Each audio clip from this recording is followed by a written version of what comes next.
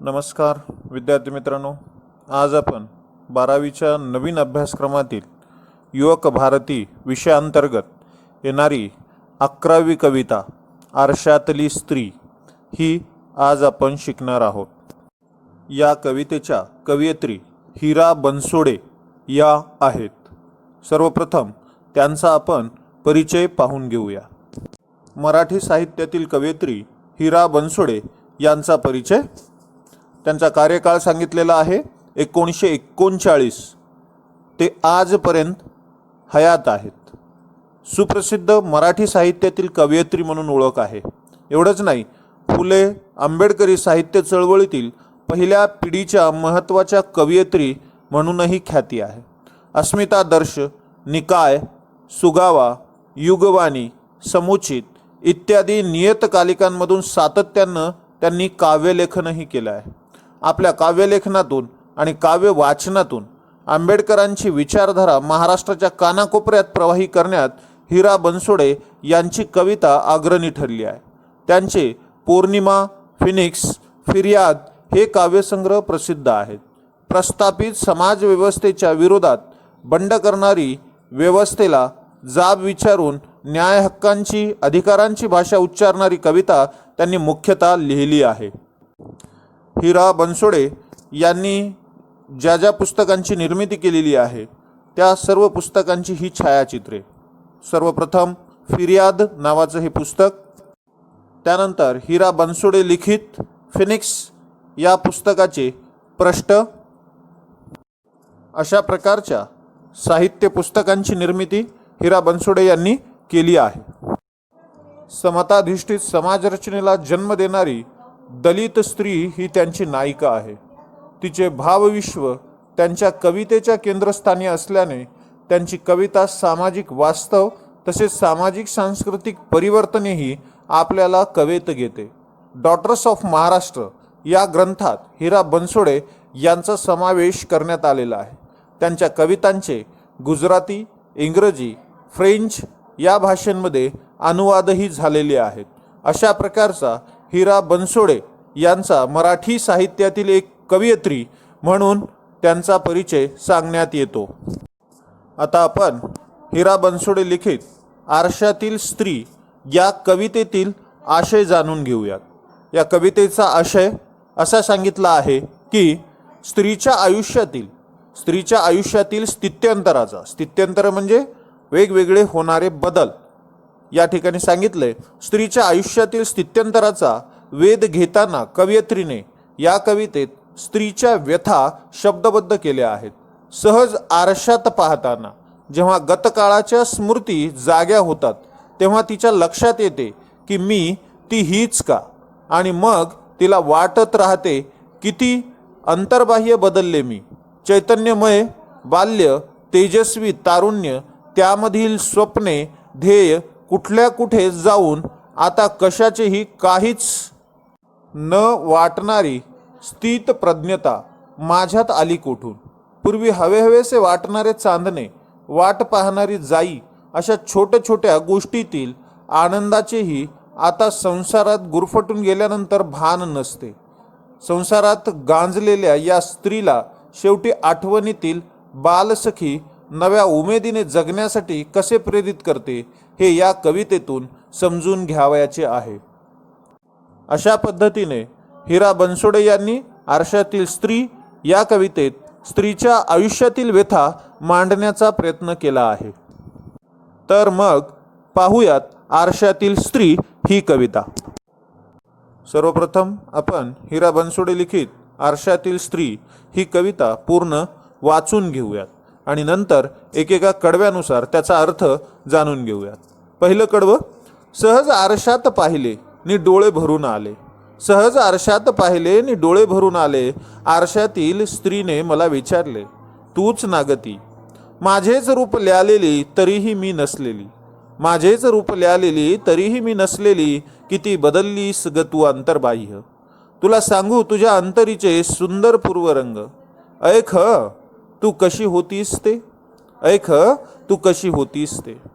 या कवितेतलं दुसरं कडवं, पावसाचे तरंग ओंजळीत भरणारी चैतन्यमयी बालिका, पावसाचे तरंग ओंजळीत भरणारी चैतन्यमयी बालिका, अंगणात दिवे लावावेत तसे सर्वच बहर लावणारी तू नवयौवना, स्वप्नांचे पंख लावून आभाळ झुल्यावर झुलणारी तू ध्येय गंगा, आज नखशिखांत तू तू आहेस फक्त स्त्रीत प्रज्ञा राणी, आज नखशिखांत तू तू आहेस ती फक्त स्थित प्रज्ञा राणी. आरशात भेटलीस तरी बोलत नाहीस ग मन उलगडून, आरशात भेटलीस तरी बोलत नाहीस ग मन उलगडून, ओठ मात्र असतात पिळवटलेले खसकन देह तोडलेल्या फुलांसारखे. इतकी कशी वेढून गेलीस या घनगर्द संसारात, इतकी कशी वेढून गेलीस या घनगर्द संसारात, जळतेस मात्र अहोरात्र पारंपरिकतेचे वरदान समजून.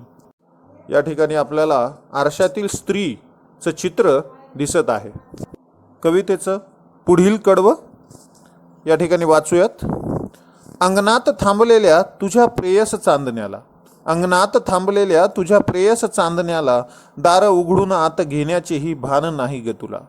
बागेतली ती अल्लड जाई पेंगुळते तुझी वाट पाहून पाहून, पण तू मात्र झालीस अस्तित्वहीन प्राण हरवलेली पुतळी.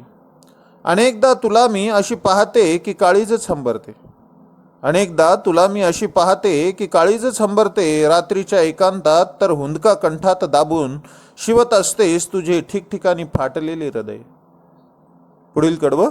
नी पदराखाली झाकतेस देहामधल्या असह्य कळा, नी पदराखाली झाकतेस देहामधल्या असह्य कळा, तिचे हे बोलणे ऐकताच मी स्वतःच हिंद कळते, आणि अशातच ती मला गोंजारीत जवळ घेत अधिकार वाणीने म्हणाली. पुढील कडवं. रडू नकोस खुळे उठ, रडू नकोस खुळे उठ, आणि डोळ्यातले हे आसू सोडून दे शेजारच्या तळ्यात, नी घेऊन ये हातात नुकतीच उमललेली शुभ्र कमळाची प्रसन्न फुले, नुकतीच उमललेली शुभ्र कमळाची प्रसन्न फुले. ही कविता फिनिक्स नावाच्या कविता संग्रहातून घेतलेली आहे. आता आपण या कवितेचा सविस्तर अर्थ जाणून घेणार आहोत. कवितेचं पहिलं कडवं आणि त्याचा अर्थ.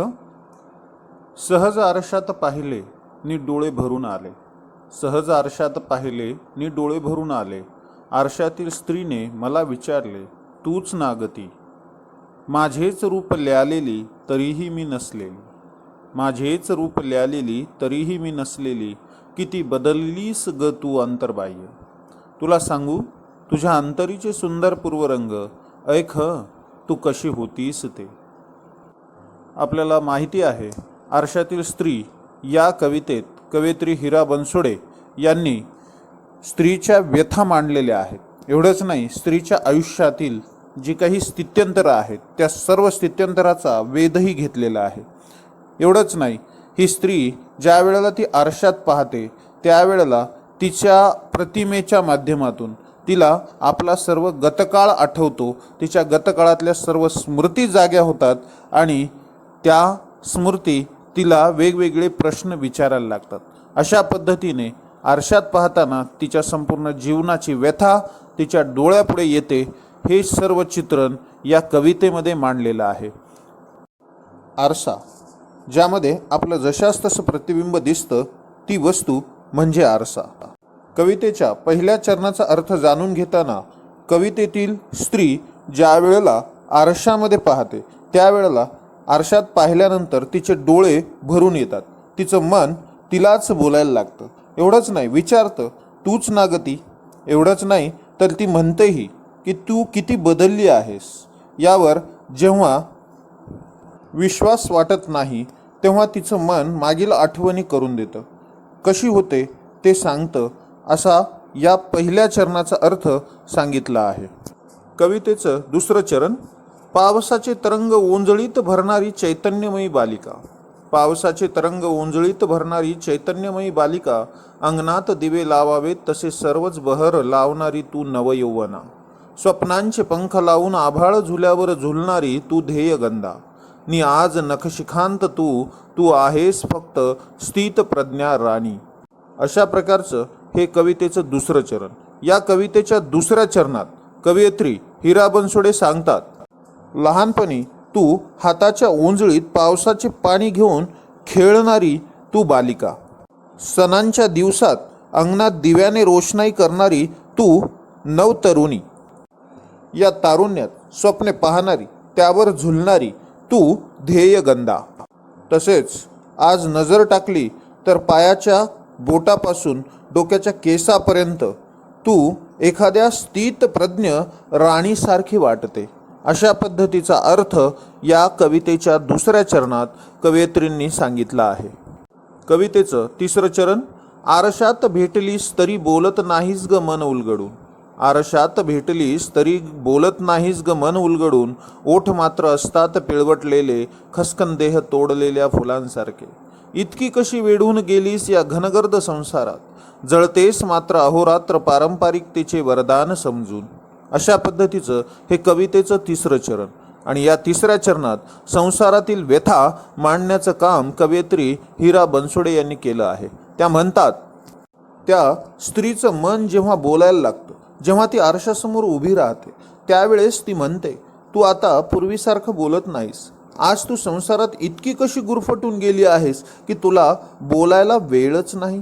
तुझे ओठ बोलायचा प्रयत्न करतात, पण तू देह तोडलेल्या फुलांसारखं का वागते. शेवटी तिचं मन म्हणतं, ते इतकी संसारात गुरफटली आहे की अहोरात्र परंपरेला अनुसरून कामे करत राहते, जळत राहते. अशा पद्धतीचा अर्थ कवितेच्या तिसऱ्या चरणात कवयित्रींनी सांगितला आहे. कवितेचं चौथं चरण. अंगणात थांबलेल्या तुझ्या प्रेयस चांदण्याला. अंगणात थांबलेल्या तुझ्या प्रेयस चांदण्याला, दार उघडून आत घेण्याचेही भान नाही ग तुला. बागेतली ती अल्लड जाई, पेंगुळते तुझी वाट पाहून पाहून. पण तू मात्र झालीस अस्तित्वहीन, प्राण हरवलेली पुतळी. अशा पद्धतीचं हे कवितेचं चौथं चरण. या कवितेच्या चौथ्या चरणात कवयित्री हिरा बनसोडे सांगतात की, त्या म्हणतात, तू लहानपणी वेगवेगळी स्वप्न पाहत होती. तुला स्वच्छ चांदणं खूप प्रिय होतं. आज ते पडलं आहे, पण तरी तुला दार उघडून त्याला मनात साठवण्यासाठी वेळ नाही. इतकी कशी तू संसारात मग्न झाली आहेस, असे कवयित्री विचारतात. त्यासोबतच बागेतली जाई तुला खूप आवडत होती. बागेतली जाई तुला खूप आवडत होती. आज ती तुझी वाट पाहते तुझ्या जवळ येण्याची. पण तू मात्र जिवंत असूनही अस्तित्वहीन, प्राणीन हरवलेल्या पुतळ्यासारखी का वागतेस हे मला कळत नाही, असं कवयित्री म्हणतात. अशा पद्धतीचा अर्थ या चरणामध्ये सांगितला आहे. कवितेचं पुढील चरण. अनेकदा तुला मी अशी पाहते की काळीजच हंबरते. अनेकदा तुला मी अशी पाहते की काळीजच हंबरते. रात्रीच्या एकांतात तर हुंदका कंठात दाबून. शिवत असतेस तुझे ठिकठिकाणी फाटलेले हृदय. कवितेच्या या चरणात कवयित्री म्हणतात की, जेव्हा जेव्हा माझी नजर तुझ्याकडे जाते, जेव्हा जेव्हा माझी नजर तुझ्याकडे जाते, तेव्हा मला तुझ्याकडे पाहिले की काळीज हंबरतं, घाबरायला लागतं. ज्या वेळेला रात्र होते, कधी कधी विचार करून मनात हुंदकाही येतो, रडायला लागते. तो दाबून तुझाच विचार करत राहते. अशा पद्धतीचा अर्थ कवितेच्या या चरणामध्ये कवयित्रींनी सांगितला आहे. कवितेचं पुढील चरण. नी पदराखाली झाकतेस देहामधल्या असह्य कळा. नी पदराखाली झाकतेस देहामधल्या असह्य कळा. तिचे हे बोलणे ऐकताच मी स्वतःच हिंद कळते. आणि अशातच ती मला गोंजारीत जवळ घेत अधिकार वाणीने म्हणाली. अशा पद्धतीचं हे चरण आहे. या चरणाचा अर्थ सांगताना कवयित्री हिरा बनसोडे म्हणतात, तू संसारात राबताना अनेक अडचणींना सामोरे जात आहे. या सर्व अडचणी तुझ्या मनात झाकून ठेवते आहे, त्या तू सांगत नाही. अशा पद्धतीने तिचे मन बोलते. ते ऐकताच ही स्त्री तिच्या मनात विविध विचारामध्ये गुंतते. ती जवळ जाते, गोंजारीत अधिकाराने बोलते व समजावायला लागते. अशा पद्धतीचा अर्थ कवितेच्या या चरणात कवयित्रींनी सांगितला आहे. आरशातील स्त्री या कवितेतलं हे शेवटचं चरण. रडू नकोस खुळे उठ, रडू नकोस खुळे उठ, आणि डोळ्यातले हे आसू सोडून दे शेजारच्या तळ्यात. नी घेऊन ये हातात नुकतीच उमललेली शुभ्र कमळाची प्रसन्न फुले. शुभ्र कमळाची प्रसन्न फुले. फिनिक्स. कवितेच्या शेवटच्या चरणाचा अर्थ जाणून घेताना कवयित्री सांगतात की बा तू घाबरू नको, रडू नको खुळे, डोळ्यातले हे अश्रू सोडून टाक, मनातून वाईट विचार काढून टाक. संसार म्हटला की अनंत अडचणी येणार, त्या सर्व सारून या सर्व क्षणांना आनंदाने जागत जा, त्यातच आनंद मानून जीवन जग. जसे नुकतेच उमललेले शुभ्र कमळाची फुले जशी गोंडच दिसतात, त्या पद्धतीनं आपल्या आयुष्याला अर्थ येईल. अशा पद्धतीचा अर्थ या शेवटच्या चरणात कवयित्रीने सांगितला आहे. अशा पद्धतीने कवयित्री हिरा बनसोडे यांनी आरशातील स्त्री या कवितेत स्त्रियांच्या व्यथा मांडण्याचा प्रयत्न केला आहे. एवढंच नाही, स्त्रियांच्या आयुष्यातील स्थित्यंतराचा वेधही तिने घेतला आहे. आरशात पाहून मागील गतकाळातील स्मृतींना उजाळा देण्याचा प्रयत्न कवयित्रीने केला आहे. अशा पद्धतीने आज आपण आरशातील स्त्री ही कविता अभ्यासली आहे. विद्यार्थी मित्रांनो, माझा व्हिडिओ जर तुम्हाला आवडला असेल तर लाईक आणि सबस्क्राईब करायला विसरू नका. त्यासोबतच बेल आयकॉनच्या बटनावरही क्लिक करा, जेणेकरून माझ्या पुढील व्हिडिओचे नोटिफिकेशन तुम्हाला लगेच प्राप्त होईल. धन्यवाद.